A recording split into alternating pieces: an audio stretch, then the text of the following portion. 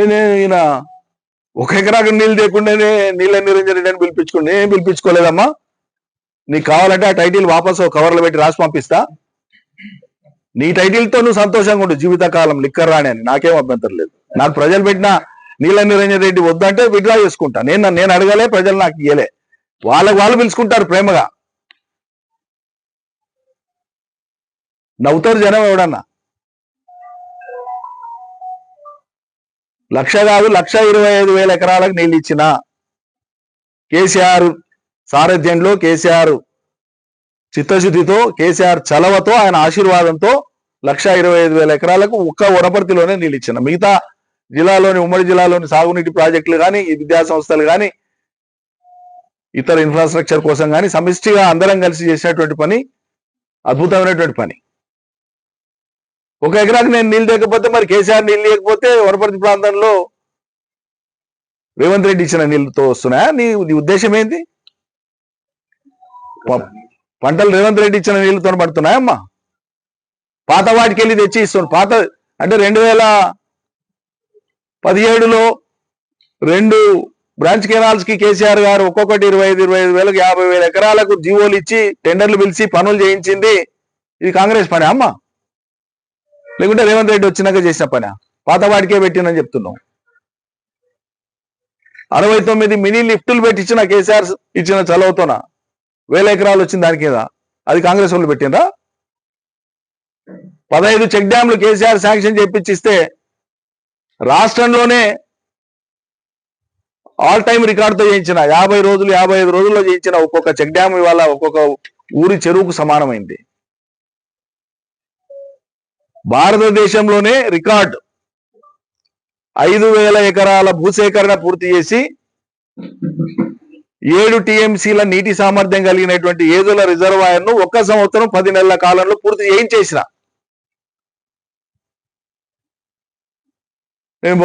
పూర్తి కాలేదు, ఈయన పట్టించుకోలేదని మాట్లాడింది. ఇక మీకు తెలిసిన విషయం అదైతే ఇంక నేనేం చెప్పాలి?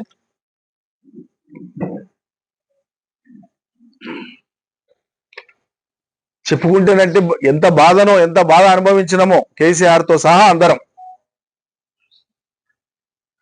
గుమ్మనంగా ఉన్నాం, బయట పడతలేం, బయట పడలే కూడా అవసరం లేదని.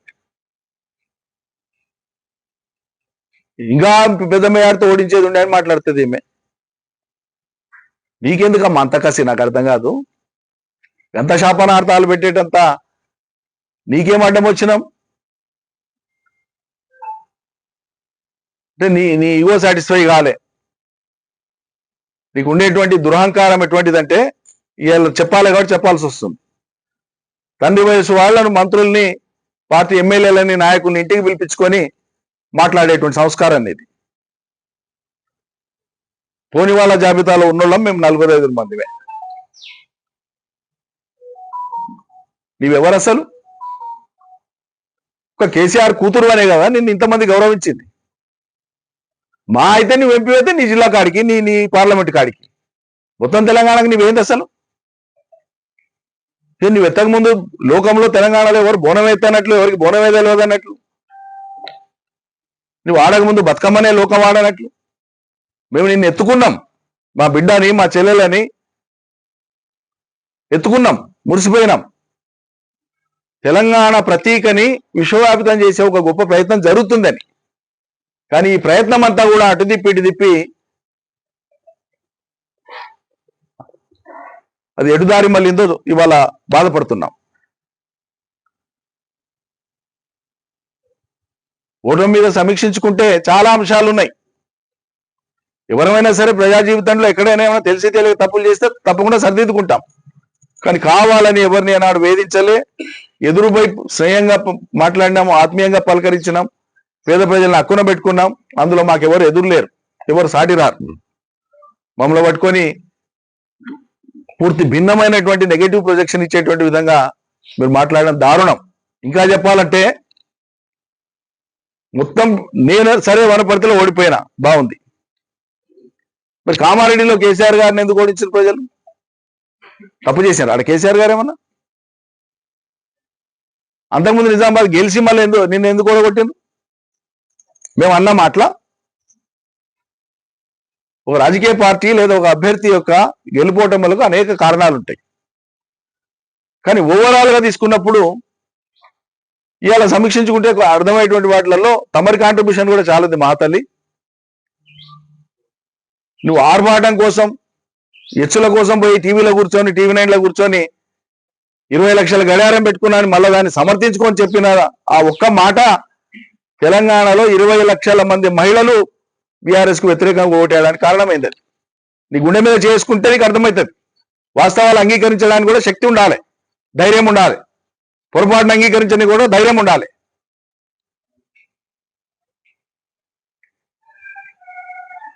లంబాడి తాండాలలో ఎన్నికల ప్రచారానికి పోతే సీఎం రిలీఫ్లు ఇప్పించినాం కదమ్మా, ఇచ్చింది సార్.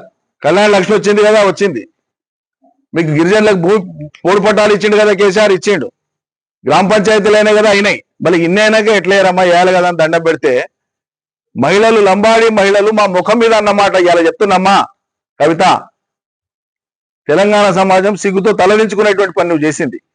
లంబాడ మహిళలు అన్నారు మా మొహం పట్టుకొని, ఏం సార్ కేసీఆర్ బిడ్డ సరాయి అమ్మొచ్చు కానీ మేము అమ్మకూడదా?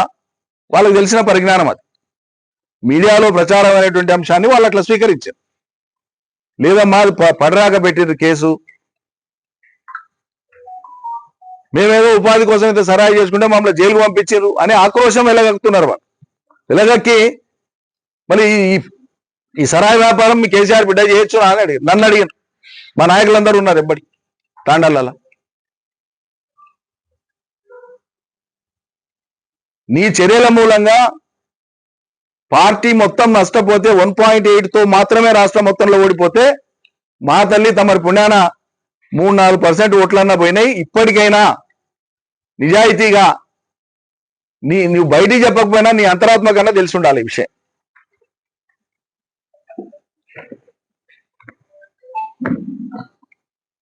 కాంగ్రెస్ వేదవులు మాట్లాడితే అదే మాట నువ్వు మాట్లాడుతావమ్మా, సిగ్గనిపించాలి కదా మాట్లాడడానికి. స్థలం ఏందో తెలియదు. ఇంకా నీచమైన దారుణమైనటువంటి మాట ఆమె మాట్లాడేది. నాకైతే అసలు మనుషులైన వాళ్ళు అట్లా మాట్లాడారు. నేను ఎంఆర్ఓ ఆఫీస్ కాల్పించిన అని మాట్లాడేది ఏమన్నా అర్థం ఉందా? ఏమన్నా అర్థం ఉందా? ఇప్పుడు ఈమె మీద ఈడీఓ కేసు పెట్టింది లేదా సిబిఐ కేసు, ఉదాహరణకు చెప్తున్నా. ఆ ఆఫీస్ కాలపోయి ఈమె ఫైల్ను కాలబడితే ఆడికి అయిపోతుందా కేసు? ఒక రెవెన్యూ రికార్డ్ అనేది ఇంగీతం ఉండి మాట్లాడాలి. ఎప్పుడు మాట్లాడినా ఒక రెవెన్యూ రికార్డ్ అనేది మండల ఆఫీసులో ఉంటుంది, ఆర్డీఓ ఆఫీసులో ఉంటుంది, కలెక్టరేట్లో ఉంటుంది, సిసిఎల్ఏలో ఉంటుంది. అట్లా ఉంటానంటే ఒక తోనున్న కాగితాలన్నీ కూడా మాయమైపోతే ఇక లోకంలో భూములే ఉండవు ఎవరికి. పోలీస్ స్టేషన్లో ఎవడన్నా అంతా కూడా మర్డర్ చేసింటాడు, పోలీస్ స్టేషన్లో ఎఫ్ఐఆర్ అంటే కేసు అవుతుంది. వాడు పోలీస్ స్టేషన్ అడ్వైట్ అనుకో జరిసేపటికి కేసు పోతుందా? వాడు ఎవడో పనికి మాలిన విధవ, ఏం మాట్లాడాలనో తెలియనటువంటి ఒక విధవ ఈయన ఉన్న భూములు తారుమారైన రికార్డులు కాబట్టి వావి కనిపించకుండా ఆయన అంటుపెట్టిడు కారాలి. ఇంత నీచంగా మాట్లాడతారండి ఎవరు సభ్య సమాజంలో? మేము భూమి కోసము ఇంత దిగజారేటువంటి మనుషులకు కనిపిస్తున్నాం మీకు?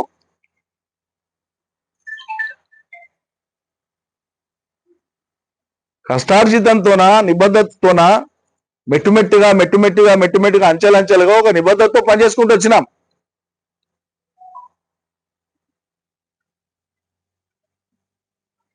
మీలాగా సులభంగా ప్రలోభాలకు లొంగేటువంటి మనుషులవే అయితే 2008లో ఉప ఎన్నికల్లో ఆనాడు బీఆర్ఎస్ ఓడిపోయినాడు, 2009లో ఆశించిన ఫలితాలు రాన్నాడు.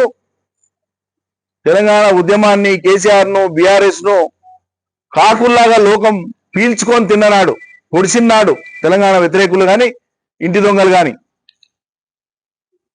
దివంగత రాజశేఖర రెడ్డి చేయనటువంటి కుట్రలు లేవు ఆనాడు తెలంగాణ ఉద్యమాన్ని ఆపడానికి, ఉద్యమం లేకుండా చేయడానికి.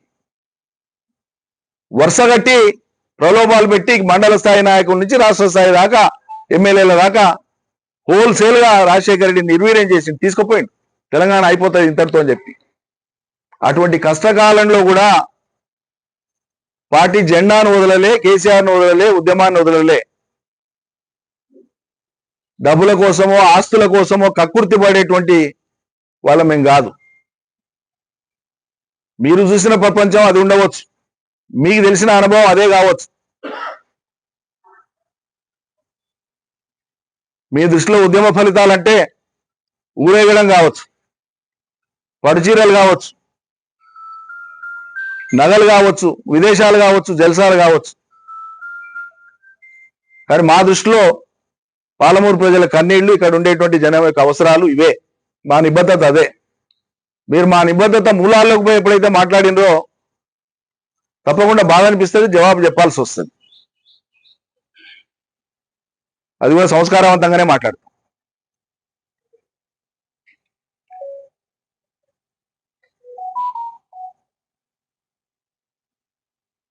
అయినటువంటి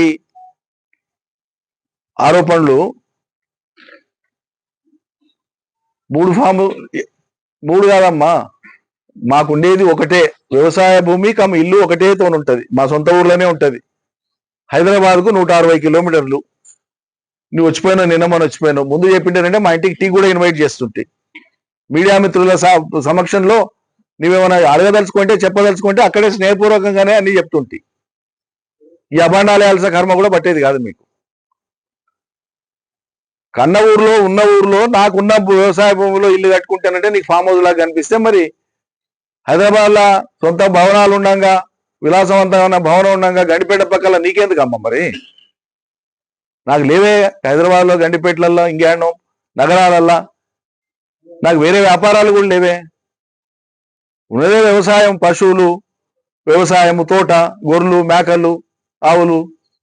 నాకు ఆపేక్ష ఉంది. మరి వీళ్ళు కేసీఆర్ గారు కూడా ఎర్రవల్లిలో వ్యవసాయ భూమిలోనే ఇల్లు కట్టుకొని ఉన్నారు. దాన్ని కూడా మా ప్రత్యర్థులు ఫామ్ హౌస్ అనే ఎక్కిరిస్తారు రోజు. అంటే నువ్వు వాళ్ళ వాదనను బలోపేతం చేయడానికి నా మీద పెట్టి అంటున్నావు అనమాట. అంటే ఇది పోయి కేసీఆర్ కూడా తగలాలని, అంతే కదా నీ ఉద్దేశం? మరి కృష్ణా నది ఏది 100 సార్లు చెప్పినా, మొదలు బీజేపీ వాడిని పట్టుకొని వానితోన పెట్టించి, దాని తర్వాత ఒక యూట్యూబర్ను పట్టుకొని వానికి పైసలు ఇచ్చి వాంతోలకి వచ్చి వాంతోన పెట్టించి ఎన్నికల ముందు దుష్ప్రచారం చేయడానికి వీటిని ఆయుధాలుగా వాడుకుంది. 2 ఏళ్ళు అయిపోయింది, ఎన్నికలు అయిపోయి. 1 ఇంచు భూమి ఈ ప్రపంచంలో ఏడన్నా నేను అక్రమంగా సంపాదించి ఉంటే, లేదా అసైన్డ్ భూమి ఇంకేదైనా నేనుగా ఆక్యుపై చేసుకునే ఉంటే రికార్డు తీసుకొని వచ్చి మొదలుపెట్టు. ఇప్పుడు నువ్వేం చెప్పినా ప్రభుత్వంలో పెట్రోల్ అయి మండుతుంది కదా నీ మాట. యాక్షన్ తీసుకోమను. 2014, 2018, 2023 ఎన్నికల అఫిడవిట్లు నావి ఉన్నాయి. 2018 ఎన్నికల అఫిడవిట్లో సమర్పించినవి 2023లో సమర్పించినవి వెరిఫై చేసుకోండి. Only 16 acres of dry land oil palm పెట్టింది మాత్రమే అడిషన్ నాకు మొత్తంలా. దానికి సోర్స్ ఉంది, ట్యాక్స్ పే చేసిన అన్ని ఉన్నాయి. నాతో పాటు నాకు కలిసి ఉండేటువంటివి మా బంధువులు ఉన్నాయి, మా అమ్మాయి వాళ్ళది ఉంది, లేకుంటే ఇంకో వియంకుడిది ఉంది. అందరు కలిసి ఆయిల్ పామ్ పెట్టినాం. అది కూడా హైదరాబాద్కు 200 కిలోమీటర్లు. అది భూమి ఉండడం, వ్యవసాయ భూమి ఉండడం, అందులో ఆయిల్ పామ్ తోట ఉండడమే నేరమైనట్లు మాట్లాడుతున్నవే. ఎవడైనా పిచ్చినా కొడుకు కేటీఆర్ ఇల్లు, కవిత ఇల్లు, కేసీఆర్ ఇల్లు 3 చూపించి కేసీఆర్కి 3 ఉన్నాయని దుష్ప్రచారం చేస్తే ఎట్లుంటుందో, ఎంత తెలివి తక్కువగా ఉంటుందో, మా పిల్లలై నాయి చూపించి నువ్వు మాట్లాడితే కూడా అంతే తెలివి తక్కువగా ఉంటుంది, ఏడ్చినట్లు ఉంటుంది.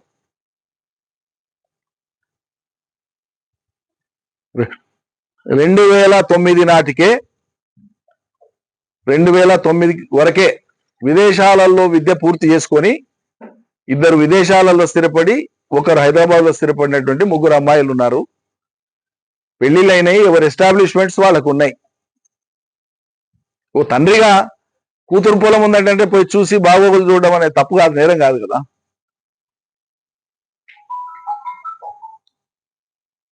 మాకేం కాంట్రాక్టులు ఉన్నాయా? కాంట్రాక్టులు చేస్తామా, లేకుంటే వ్యాపారం చేస్తామా, అంతకు మించి లిక్కర్ దందా చేస్తామా? ఇక వ్యవసాయ భూమి ఉండి వ్యవసాయం చేసుకోవడం కూడా నీకు ఫామ్ హౌస్ లాగా కనిపిస్తుంది. ఈ థర్డ్ క్లాస్ ప్రచారము డూప్లికేట్ కాంగ్రెస్ నాయకులు చేసిన దాన్ని నువ్వు పట్టుకొని నీ వ్యక్తిత్వాన్ని నువ్వే దిగదార్చుకున్నావు.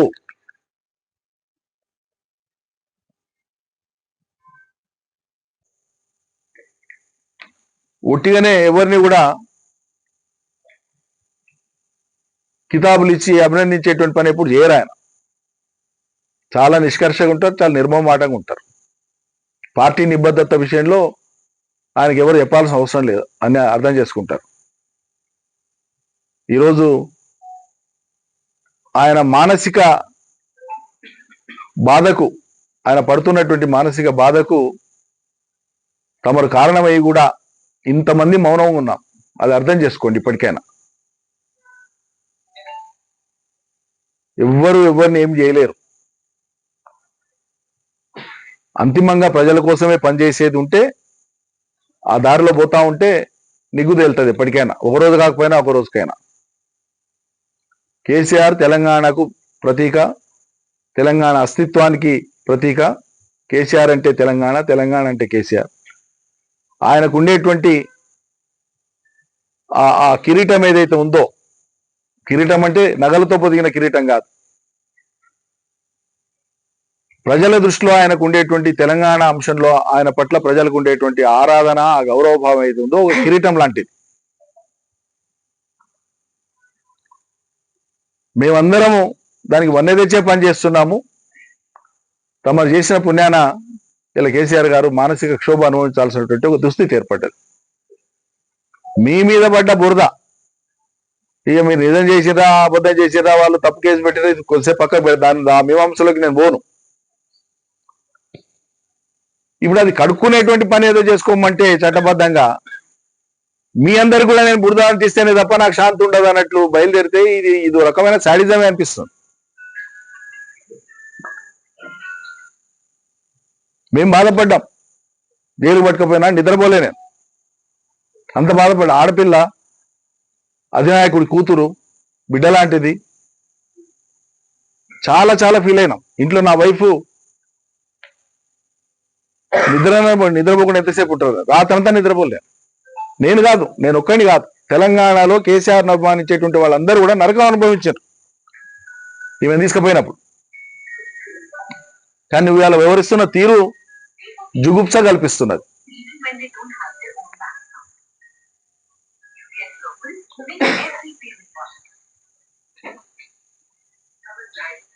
నిజంగా చిత్తశుద్ధి ఉంటే ఎవరైనా సరే తెలుసో తెలియకో తప్పులు జరుగుతాయి.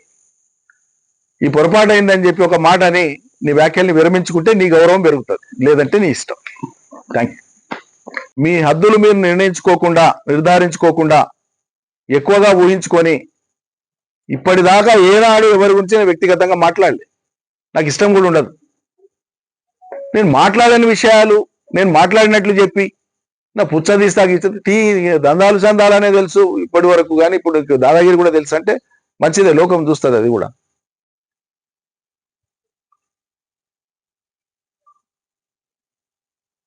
మా ఊరికి వచ్చి మమ్మల్ని మా ప్రజల ముందు అవమానించేటువంటి రీతిలో తిట్టినప్పుడు నేను జవాబు చెప్పడం బాధ్యత కాబట్టి చెప్తున్నా. నేను అనాలని కూడా నాకు లేదు. నువ్వు చేసిన ఆరోపణలు ఎంత డొల్లతనంతో ఊడుకున్నాయో కనీసం నువ్వు ఆత్మవిమర్శ చేసుకో. నీకు పిల్లలు ఉన్నారు, సంసారం ఉంది, నువ్వు ఒక తల్లివి, ఒక చెల్లివి, ఒక బిడ్డవు. ఎదుటి వాళ్ళ మనసును కష్టపెట్టడం మంచిది కాదనేటువంటి సంగతి నువ్వు గుర్తెరిగి ప్రవర్తించు. నీ ఈగో కోసం, నీ ఆర్భాటం కోసం ఏం మాట్లాడినా చెల్తుంది, ఎట్లా ప్రవర్తించినా చెల్తుంది అంటే అది ఎల్లకాలం ఉండదు. ఈ రోజు వరకు కూడా తెలంగాణ బీఆర్ఎస్ శ్రేణులు అందరూ పైనుంచి కింది దాకా కూడా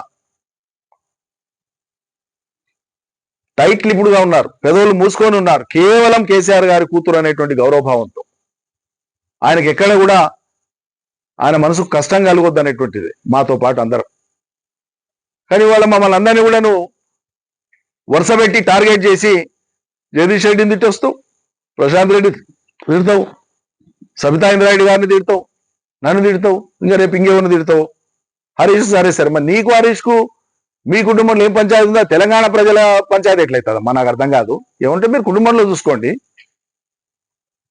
మీ కుటుంబంలో ఏదైనా ఉందో లేదో నాకు తెలియదు. ఉంటే గింటే దాని తెలంగాణ ప్రజల పంచాయతీగా ఎట్లా మీరు చిత్రీకరిస్తారు? నాకు అర్థం కాదు. దాన్ని తెచ్చి మొత్తం ప్రజలంతా దాని చుట్టే పోవాలనా? ఆమె ఇంకో మాట మాట్లాడింది, హరీష్ రావు గారు నన్ను కాపాడుతున్నాడట రేవంత్ రెడ్డి. ఇంతకంటే జోక్ ఏమైనా ఉంటుందా? ఈ 2 ఏళ్ల కాలంలో విధానపరమైనటువంటి అంశాల మీద రేవంత్ రెడ్డి గారి ప్రభుత్వం మీద, రేవంత్ రెడ్డి గారి మీద ఆయన ఉన్మాదపు భాష వాడిన ప్రతి సందర్భంలో కేసీఆర్ మీద మాట్లాడినప్పుడు ఫస్ట్ రియాక్ట్ అయింది నేనే. నేను కేసీఆర్ మనిషిని, తెలంగాణ మనిషిని, నేను ప్రజల మనిషిని, ప్రజల కోసమే పనిచేస్తా. హరీషు, కేటీఆర్ నాకు వయసులో చాలా చిన్నవాళ్ళు, అనుభవంలో కూడా చిన్నవాళ్ళు. పార్టీ స్ట్రక్చర్లో నేను ఎవరినైనా గౌరవిస్తా, పార్టీ హైరార్కీని బట్టి ఎవరినైనా గౌరవిస్తా. నువ్వు నా మీద ఏదో ముద్ర వేసి నా వ్యక్తిత్వం నీకు అట్లా కనిపిస్తుందా? నువ్వు మనుషుల్ని చుట్టూ నీ ఇంబడి తిప్పించుకొని జైలు కొట్టించుకున్నంత మాత్రాన మిగతా వాళ్ళు కూడా అట్లే ఉంటారు అనుకుంటున్నావా? నాకు ఆ సైకో ఫ్యాన్సీ లేదు, నాకు ఆ బలహీనతలు కూడా లేవు. ఎవరికో కాకాబట్టి ఏందో చేసుకోవాలనేటువంటి దుర్బలుణ్ణి నేను కాదు. 100% కేసీఆర్ మనిషినే, కేసీఆర్ మనిషిగానే ఉంటా. పార్టీ ఏం డిసైడ్ చేస్తే దానికోసం కట్టుబడి పనిచేస్తాం. ఎస్ ఈయన వర్కింగ్ ప్రెసిడెంట్, ఎస్ ఈయన మంత్రి, ఎస్ ఈయన మంత్రి, ఎస్ ఈయన కార్యకర్త, ఎస్ కేసీఆర్ ఏం చెప్తే అది. కేసీఆర్ చిత్తు అంటే చిత్తు, బొత్తు అంటే బొత్తు. అదొక విధానంగా పెట్టుకున్నాను నేను. చాలాసార్లు కూడా ప్రకటించిన విషయం బహిరంగంగా. తెలంగాణ అంశంలో కానీ, తెలంగాణ చరిత్ర విషయంలో కానీ, తెలంగాణ ప్రజల విషయంలో కానీ ఆయనకు ఉండేటువంటి లోతైన గంభీరమైనటువంటి ఆలోచనతో పాటు వ్యూహము మా అందరికంటే 100 రెట్లు ఎక్కువ ఉన్నది. ఖచ్చితంగా ఆయన ఆలోచనను శిరసావహిస్తామని చెప్పినాం. అది దాని ప్రాతిపదిక. మరి ఇటువంటి సందర్భంలో ఈ జిల్లాకు పర్యటనకు వచ్చినటువంటి కవిత గారు ప్రభుత్వాన్ని ఎత్తి చూపాల్సినటువంటి అంశాలు విస్మరించి ఏదో శుతిమెత్తగా ప్రభుత్వం దృష్టికి తెస్తున్నాం, విజ్ఞప్తి చేస్తున్నాం అనేది మాట్లాడి 2 ఏళ్లుగా కాంగ్రెస్ ప్రభుత్వాన్ని మేము నిలదీస్తా ఉంటే ఇదే రేవంత్ రెడ్డి గారు, కాంగ్రెస్ పార్టీ నాయకులు ఏకవచన సంబోధనతోన కేసీఆర్ గారిని ఇష్టారీతిగా దుర్భాషలాడుతూ ఉంటే, అనగూడని మాటలు అంటుంటే, మరి అటువంటి అంశాల మీద ఏనాడు కూడా నోరు మెదుపన్నటువంటి కొంతమంది ఈరోజు నా మీద వచ్చి సభ్యత సంస్కారం లేకుండా ఓ తండ్రి లాంటి వయసు ఉన్నటువంటి వ్యక్తిని పట్టుకొని ఇష్టారీతిగా తనకు తానుగా మాట్లాడేది. ఇన్నేళ్ల కాలంలో ఎప్పుడైనా ఎక్కడైనా నేను ఆ అమ్మాయి ప్రస్తావన తీసినా ఒక్క మాటనైనా ఎప్పుడన్నా అన్నానా? ఒక్క మాట నన్ను ఎప్పుడైనా ఏ సందర్భంలో నన్ను ఈ రోజు వరకు తనకు తానే ఆయన నా గురించి పిచ్చి పిచ్చిగా మాట్లాడుతున్నాడు అని చెప్పి ఊహించుకొని ఉచ్చేలేపేస్తా ఇచ్చేలేపేస్తాను మాట్లాడుతున్నావు. సరే, అది నీ సభ్యత, నీ సంస్కారం. నువ్వు ఎవరి మీద మాట్లాడుతున్నావు, ఏ మాటలు మాట్లాడుతున్నావు లోకం కూడా చూస్తుంది. నేను అనని మాటల్ని అసలు ప్రస్తావనే లేదు. నీ ప్రస్తావన ఏనాడు కూడా మేము చేయలే, అవసరమే లేదు. మొన్నటిదాకా మా పార్టీలో ప్రజాప్రతినిధివి, మా అధినాయకుడి కూతురువి, మాకు విభేదించిన అంశాలే లేవు గతంలో. ఎప్పుడు మా జిల్లా కాదు, కలిసి పనిచేసేది లేదు. ఏ సందర్భం ఎప్పుడు ఎక్కడ ఏది లేనిది ఊహించుకొని ఇక్కడికి వచ్చి నా మీద మాట్లాడడం ద్వారా సంతోషపడే వాళ్ళు ఎవరు? ఇది నేను అడుగుతున్నది. ఆమె మాట్లాడిన 2 నిమిషానికే ఈ ఉమ్మడి జిల్లాలో ఉండేటువంటి డూప్లికేట్ కాంగ్రెస్ లో కూడా ఒరిజినల్ మొదటి నుంచి ఉండి ఆ పార్టీ కట్టుబడి ఉండేటువంటి వాళ్ళ గురించి నేను మాట్లాడతలేను. వాళ్ళు సభ్యత సంస్కారం కలిగినారు.